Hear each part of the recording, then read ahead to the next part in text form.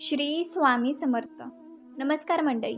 आजच्या व्हिडिओमध्ये आपण पाहणार आहोत आनंदी राहण्यासाठी, सुखी राहण्यासाठी आणि मन सतत फ्रेश राहण्यासाठी आपण आपल्या मनामध्ये कोणकोणते विचार आणायला हवेत, आपण कसं दिवसभर कायम मोटिवेट राहू शकतो. तर व्हिडिओ शेवटपर्यंत नक्की पहा. जसा आईचा आधार तिच्या तहाण्या लेकराला, तसा आधार आपल्याला स्वामी समर्थांचा असतो. एखाद्याच्या भल्यासाठी चंदनाप्रमाणे झिजा. फक्त एवढी काळजी घ्या की समोरच्या व्यक्तीने आपल्याला लाकूड समजू नये. आयुष्यात स्वामी आले, मन स्वामीमय झाले, मनाची भीती गेली, मन निशंक झाले. कायम लक्षात ठेवा, कोणाकडूनही इतक्या अपेक्षा ठेवू नका की दरवेळेस आपल्याला आपलाच अपमान झाल्यासारखं वाटेल. संघर्ष रडवतो पण आपलं आयुष्य घडवतो. आपल्याला आपले चरण फक्त मंदिरापर्यंत घेऊन जातात, परंतु आपले आचरण आपल्याला परमेश्वराजवळ घेऊन जाते. माणूस फक्त भ्रमात जगतो, हा माझा, तो माझा, पण वेळ तुमची चांगली असेल तर सगळे तुमचे असतात. स्वामी सांगतात, कोण कसं वागतो याची चिंता तू करू नकोस, कारण जो तो त्याच्या स्वभावानुसार वागणार. तू लक्ष ठेवू नकोस, कारण अशा लोकांना समजवण्यात काही अर्थ नाही. तू पाठीमागे राहशील अशा लोकांना समजवता तू स्वतःची तुलना दुसऱ्याशी करू नकोस. तसं केलंस तर तू स्वतःचा अपमान करतो असं होईल. तू निश्चिंत पुढे जा, आम्ही आहोत तुझ्या पाठी. तुझे तू कर्म नीट करत जा. लक्षात ठेवा, वेळ निघून जाते. आपले घर, आई वडील, घरचे जेवण, फ्रेंड्स यांसारख्या अनेक गोष्टी आहेत ज्या आपल्यासमोर असताना त्यांची किंमत कळत नसते, पण एकदा का ती गोष्ट दूर झाली, दिसेनाशी झाली, तेव्हा मात्र आपल्यासाठी सर्व काही किती व्हॅल्युएबल होते हे लक्षात यायला सुरुवात होते. टाईम निघून जातो आणि त्या जागी डिस्टन्स येतो. खरं तर एखादी गोष्ट जीवनातून गेल्यावरच त्याची किंमत कळते, किंवा त्याच्यावर प्रेम करणे ही जगातील सर्वात मोठी शोकांतिका आहे. सज्जन माणूस म्हणून जन्माला येणं हा योगायोग आहे, पण सज्जन माणूस म्हणून मरणे ही आयुष्यभराची कमाई आहे. नावं ठेवणे हे सोपं आहे, पण नाव कमावणे हे खूप अवघड आहे. विचारांना चांगल्या चेहऱ्याच्या ओळखीची गरज नसते. उलट विचार चांगले असतील तर अनेक चेहरे चांगले ओळखीचे होत असतात. दुःखाची सुद्धा एक पातळी असते, ती कमी झाली की त्या दुःखाचं सुद्धा हसू यायला लागतं. मृत्यूला घाबरण्यापेक्षा आयुष्य न जगण्याला घाबरायला हवं. दुसऱ्याने आपल्याला संकटसमयी केलेल्या उपकाराची जाणीव कधीही विसरू नये. त्यातून आपण नक्कीच काहीतरी शिकतो. पूर्वजन्मी आपण पाप आणि पुण्य किती कमावले हे नक्कीच माहिती नाही, पण माणूस जन्मात येऊन आपले आयुष्य सत्कर्मी घालवणे हे नक्कीच आपल्या हातात आहे. माझा दागिना. कोणाच्या तरी ओळखीचे ओझं घेऊन नखशिंखात दागिने घालून नटलेली बाहुली होण्यापेक्षा स्वतः निर्माण केलेली स्वतःची वेगळी ओळख हाच खरा दागिना असतो. लोक हे बोलतात, लोक ते बोलतात. अरे, लोक बोलतच राहणार आहेत आयुष्यभर. तुम्ही चांगलं करा किंवा वाईट करा, मग तुम्ही ते ऐकून काहीच करणार नाहीत का लाईफमध्ये? अरे सोडा त्या लोकांचं ऐकणं.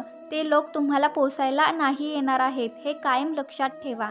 आत्ताचा क्षण, हा क्षण महत्त्वाचा आहे मंडळी.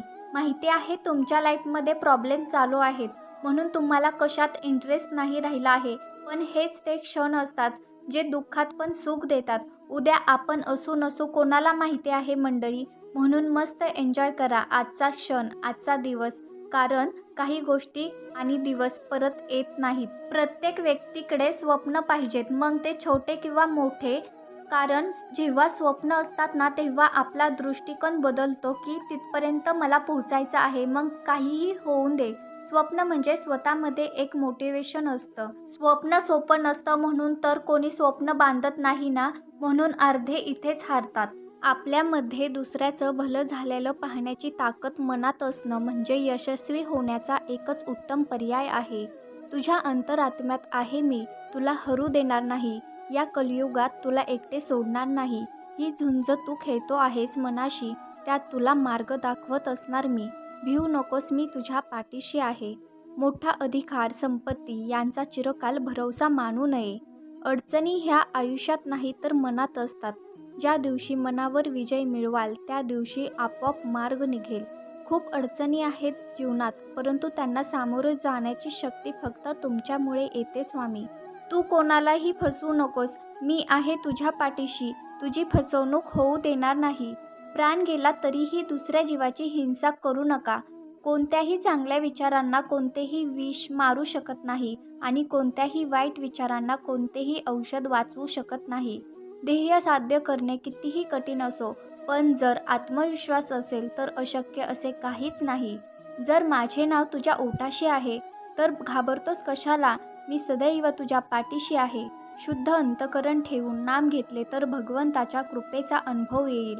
नामानेच अंतरंग शुद्ध बनते. नामानेच मन अंतरंगात प्रवेश करून स्थिर बनते. नामाने काळजी वाटणे नाहीसे होते, मग तळमळही आपोआप जाते. तू कर्म करत जा, फळाची अपेक्षा न करता. अरे, कर्म करणं तुझं कर्तव्य आहे आणि तुझ्या कर्माला योग्य ते फळ देणं ही माझी जबाबदारी आहे.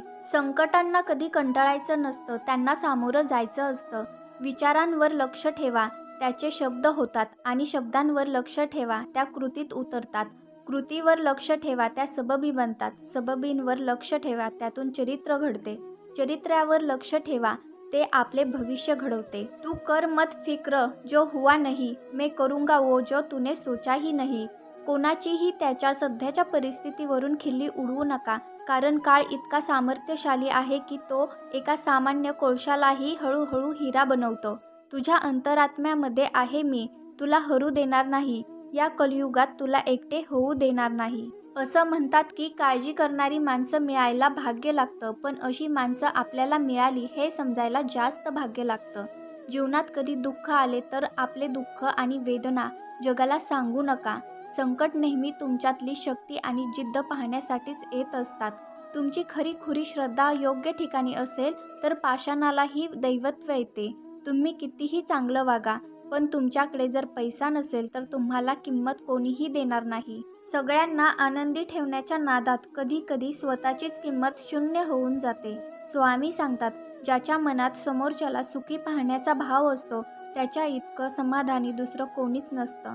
पावलांवर जरी संकट असली तरी जोपर्यंत आमचा हात धरला तोपर्यंत काळजी नाही. भिवू नकोस, मी तुझ्या पाठीशी आहे. तुम्हाला हा व्हिडिओ कसा वाटला कमेंटमध्ये नक्की सांगा आणि असेच व्हिडिओज ऐकण्यासाठी चॅनलला नक्की लाईक, शेअर आणि सबस्क्राईब करा. धन्यवाद.